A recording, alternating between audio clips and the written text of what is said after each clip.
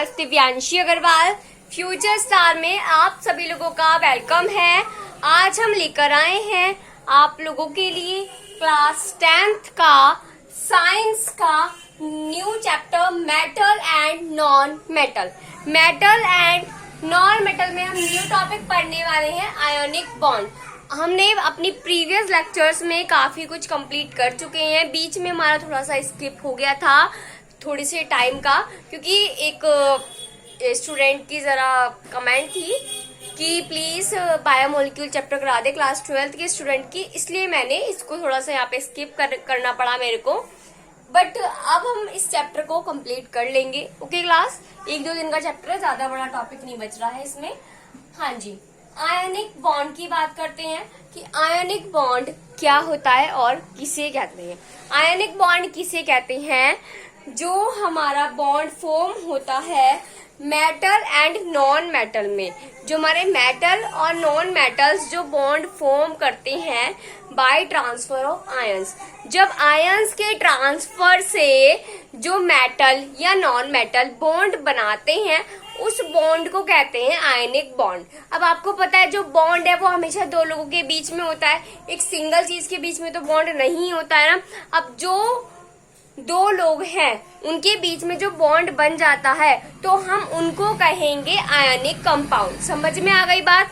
जो ionic bond जिनके बीच में बनेगा और जब वो पूरा जो सोल्ट वो पूरा कंपाउंड जो बनकर आएगा उस कंपाउंड को कहा जाता है आयनिक कंपाउंड। समझ में आ गया आप लोगों को? हाँ जी, अब हम लिखते हैं पहले आयनिक बॉन्ड के बारे में। आयनिक बॉन्ड क्या होता है? The bond form the bond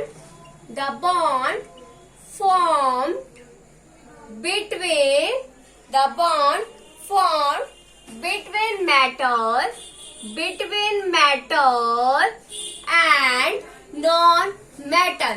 जो मेटल और नॉन मेटल के बीच में जो बॉन्ड बनता है bye transfer of electrons,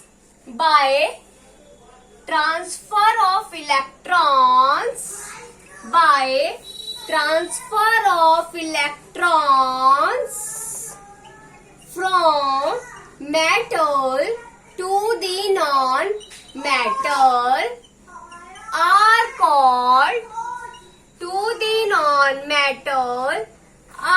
called as ionic bond। Got it? तो आयनिक बॉन्ड किसे कहते हैं? जो हमारे मेटल और नॉन मेटल के बीच में बॉन्ड बनता है बाय ट्रांसफर ऑफ इलेक्ट्रॉन्स। जब हमने मेटल की स्टडी करी थी तो हमने पढ़ा था मेटल और नॉन मेटल की डेफिनेशंस के बारे में पढ़ा था कि मेटल क्या होते हैं, जो इलेक्ट्रॉन्स को ट्रांसफर करते हैं। समझ में आ गई बात? और नॉन मेटल क्या होते हैं? जो इलेक्ट्रॉन्स को गेन करने की कैपेसिटी रखते हैं। मेटल क्या होते हैं? जो इलेक्ट्रॉन को देने की कैपेसिटी रखते हैं। और नॉन मेटल क्या होते हैं? जो इलेक्ट्रॉन को लेने की कैपेसिटी रखते हैं। जैसे एक स्टूडेंट और टीचर के बीच में क्या है? टीचर क्या है? उसके अंदर कैपेसिटी है अपने स्टूडेंट्स को नॉलेज देने की। जो भी फील्ड है, जो भी उसका सब्जेक्ट है, तो उसके फील्ड में उसको नॉलेज देने की कैपेसिटी टीचर के अंदर है। और स्टूडेंट के अंदर क्या है? स्टूडेंट के अंदर कैपेसिटी है उस नॉलेज को लेने की। तो एक स्टूडेंट और टीचर के बीच में जो बॉन्ड होगा वो एक स्टूडेंट टीचर का बॉन्ड होगा, राइट? इस तरीके से ही मेटल के अंदर कैपेसिटी है इलेक्ट्रॉन्स को देने की और नॉन मेटल के अंदर कैपेसिटी होती है इलेक्ट्रॉन्स को लेने की। तो मेटल और नॉन मेटल आपस में एक दूसरे के साथ बॉन्ड बना सकते हैं ना अच्छे से। तो अब क्या होता है इस केस में? जो मेटल है और नॉन मेटल है वो दोनों आपस में बॉन्ड बनाते हैं। होता क्या है इसमें? जो मेटल होता है वो एक इलेक्ट्रॉन नॉन मेटल को दे देता है। जितने भी इलेक्ट्रॉन्स उसके पास एक्स्ट्रा हैं जो भी है वो सब नॉन मेटल को दे देता है और उससे मिलकर बॉन्ड बना लेता है, जिस बॉन्ड को कहते हैं आयनिक कंपाउंड। और उससे जो प्रोडक्ट जो कंपाउंड हमारा बन रहा है उसे हम कहते हैं आयनिक कंपाउंड। अब डेफिनेशन में देख सकते हैं यही लिख रहा है, the bond formed between metal and non metal by transfer of electrons from metal to the non metal are called as ionic bond. समझ में आ गई बात? हाँ जी। एग्जाम्पल ले लेते हैं इसको समझने के लिए। थोड़ा थोड़ा आपको अभी समझ नहीं आया होगा। देखो, एक मैंने ले लिया मेटल, सोडियम मेटल, इसके पास कैपेसिटी होती है एक इलेक्ट्रॉन को देने की। और क्लोरीन, ये एक नॉन मेटल है, इसके पास कैपेसिटी होती है एक इलेक्ट्रॉन को लेने की। अब जो हमारा सोडियम है, इसका एटॉमिक नंबर क्या होता है? इसका एटॉमिक नंबर होता है 11। और जो क्लोरीन है, इसका एटॉमिक नंबर क्या होता है? इसका एटॉमिक नंबर होता है 17। ठीक है, अब क्या होगा, ये वाला जो Na है, इसके पास एक एक्स्ट्रा इलेक्ट्रॉन होता है ना, तो ये क्या करेगा, ये एक इलेक्ट्रॉन दे देगा इस क्लोरीन को। अगर मैं इसकी वैलेंसी करूं तो इसकी वैलेंसी क्या आएगी? 2, 8, 1। मतलब हमारा जो ऑक्टेट रूल है उसके अकॉर्डिंग, आप लोगों ने ऑक्टेट रूल के बारे में स्टडी कर रखी हुई होगी, तो जो ऑक्टेट रूल है उसके अकॉर्डिंग क्या होना चाहिए हमारा? 2, 8, 8, 18। ये रूल होता है ऑक्टेट का, है ना।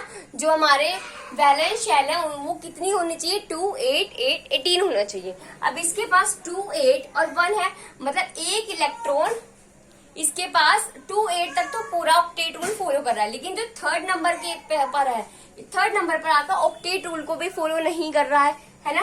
तो इसके पास 1 है, अगर ये एक दे देगा तो ये ऑक्टेट रूल को फिर फॉलो कर पाएगा आसानी से, है ना।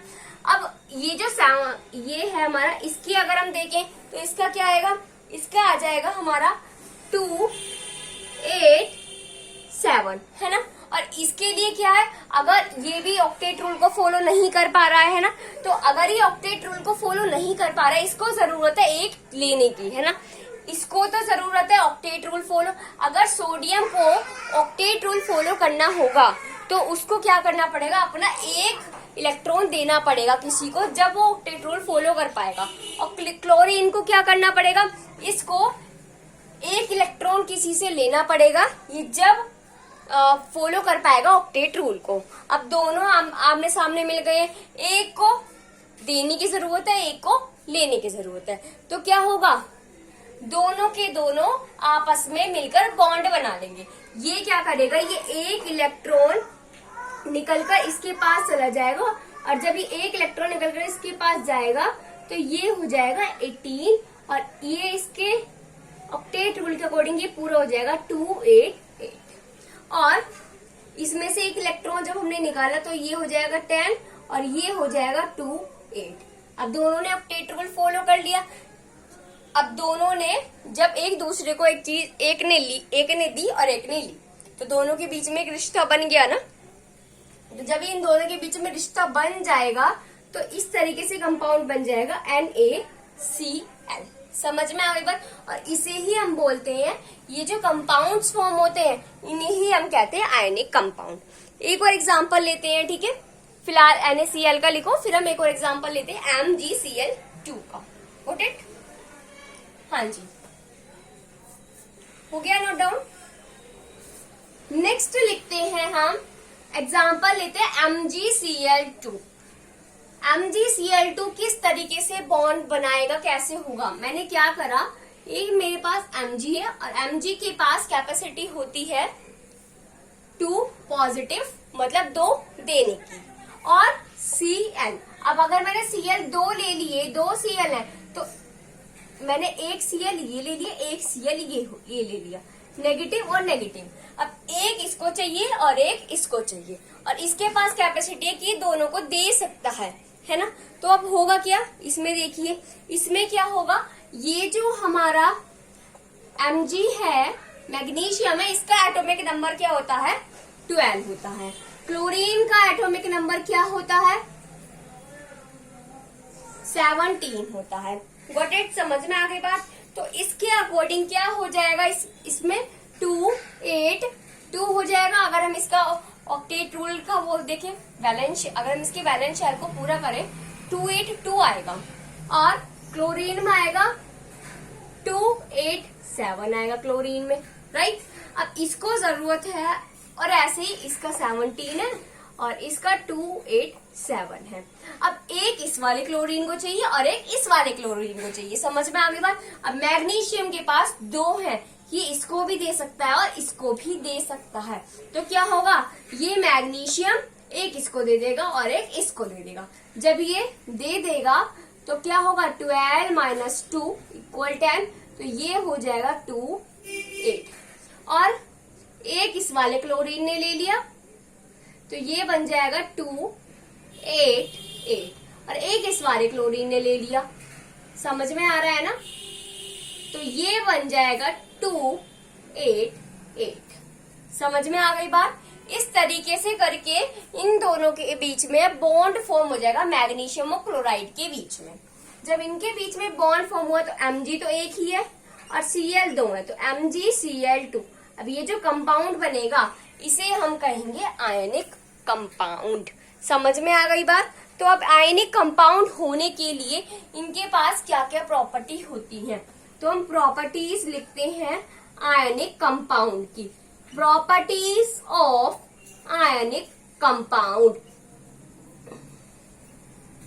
तो पहली प्रॉपर्टी होती है आयनिक कंपाउंड की, it is soluble in water. It is soluble in water. इसका मतलब क्या होता है कि ये पानी में इजीली घुल सकते हैं। समझ में आ गई बात? दूसरा क्या होता है, high melting point and boiling point. High melting point and boiling point. जो मेल्टिंग पॉइंट है और बॉइलिंग पॉइंट है वो हाई होना चाहिए। हमने ये तो बना लिया। और सबसे मेन प्रॉपर्टी मैं आपको इसकी बताऊं तो वो ये होती है कि आयनिक कंपाउंड जिन भी एलिमेंट्स के बीच में बनता है, जो आयनिक कंपाउंड में जो बॉन्ड है वो जिन एलिमेंट्स के बीच में बनता है उसमें से एक एलिमेंट के पास कैपेसिटी होनी चाहिए देने की और एक एलिमेंट्स के पास कैपेसिटी होनी चाहिए लेने की। मतलब देने वाला और लेने वाला दोनों तैयार हों, दोनों बॉन्ड बनाने को तैयार हों, जब भी हमारा आयनिक कंपाउंड बन पाएगा और उनके बीच में जब भी आयनिक बॉन्ड फॉर्म हो पाएगा। समझ में आ गई बात? अब बनने के बाद इनके अंदर क्या क्या प्रॉपर्टी होनी चाहिए। जब रिश्ता जुड़ जाता है तो रिलेशन भी तो निभाना पड़ता है ना, रिश्ता निभाना पड़ता है ना। अब एक स्टूडेंट टीचर का जब रिलेशन जुड़ जाएगा तो उनको उस रिलेशन को फॉलो भी करना पड़ेगा, उसके रूल्स को फॉलो करना होगा। इस टीचर का क्या रूल है कि स्टूडेंट उनसे जो भी पूछ रहे हैं, जब पूछ रहे हैं तो उनको उस चीज को जब भी उस टाइम उनकी प्रॉब्लम सोल्व करनी चाहिए। दूसरी बात, अगर वो कोई भी क्वेश्चन 10 बार पूछ रहे हैं तो उनको 10 बार उनका आंसर करना चाहिए। स्टूडेंट का क्या रूल है कि उसने टीचर की रेस्पेक्ट करनी चाहिए। अगर वो कुछ कह रहे हैं तो पहले उनकी बातों को फॉलो करना चाहिए, समझना चाहिए, बाद में अपनी एडवाइस रखना चाहिए। Got it? तो यही चीज है हमारे इन प्रॉपर्टीज के साथ। इनमें ये एडवाइस, ये बात, रूल फॉलो नहीं, इनके कुछ अलग रूल्स है। इनके रूल क्या है, एक तो ये पानी में इजिली घुल जाने चाहिए। दूसरी बात, इनका melting point, boiling point high होना चाहिए। तीसरा क्या है, ये इलेक्ट्रिसिटी, अगर ये हमारे सॉलिड है, अगर ये आयनिक कंपाउंड सॉलिड है तो ये इलेक्ट्रिसिटी नहीं कंडक्ट करना चाहिए। Do not conduct electricity, do not conduct electricity. और सच रियलिटी तो क्या है कि ये जो इनके प्रॉपर्टीज हैं ये इन रूल्स को फॉलो भी करते हैं। जो हमारे आयनिक कंपाउंड होते हैं ना वो इन्हीं रूल्स को फॉलो करते हैं, इसलिए हम उनको आयनिक कंपाउंड ही कहते हैं। ये क्या होते हैं ionic compound? Do not conduct electricity in solid state. Solid state में ये इलेक्ट्रिसिटी कंडक्ट नहीं करते, but conduct electricity in मॉल्टन state. But conduct electricity, अगर हम इनको पिघला दें तो ये इलेक्ट्रिसिटी कंडक्ट करने लगे, but conduct electricity in मॉल्टन state और एक्वस सॉल्यूशन, और एक्वस सॉल्यूशन। समझ में आ गई बात? ये प्रॉपर्टीज होती हैं हमारे आयनिक कंपाउंड की। ओके? और जो आयनिक कंपाउंड्स हैं ये सॉलिड होते हैं और हार्ड होते हैं। ठीक है? क्या होता है, अब भाई आयनिक कंपाउंड के बीच में जो बॉन्ड है वो स्ट्रॉन्ग होगा, आयनिक बॉन्ड, तो इसकी वजह से कैसे होते हैं, स्ट्रॉन्ग होते हैं बहुत ज्यादा। आयनिक कंपाउंड क्या होते हैं, it is strong, it is strong and solid hard and solid hard. जो हमारे आयनिक कंपाउंड है वैसे तो ये सॉलिड होते हैं, लेकिन हाँ अगर हम इनको मेल्ट करें या अगर हम इनको बॉईल करेंगे तो ये क्या हो जाएंगे, लिक्विड स्टेट में आ जाएंगे। और लिक्विड स्टेट में आने के बाद ये इलेक्ट्रिसिटी को इजीली कंडक्ट कर पाते हैं। समझ में आ गई बात? तो ये था हमारा ionic bond and ionic compound के बारे में। नेक्स्ट लेक्चर में हम डिस्कस करेंगे अकरेंस ऑफ मेटल। हम जो बहुत सारी चीजें होती हैं उसमें से मेटल को कैसे ले, मेटल को कैसे अकर करें, उस टॉपिक के बारे में हम डिस्कस करेंगे। Okay, thank you and have a nice day. अगर किसी को कोई भी डाउट हो इस टॉपिक से रिलेटेड तो वो कमेंट सेक्शन में कमेंट कर सकते हैं। ओके, और प्लीज वीडियो को लाइक शेयर एंड सब्सक्राइब करना ना भूलें। Thank you and have a nice day.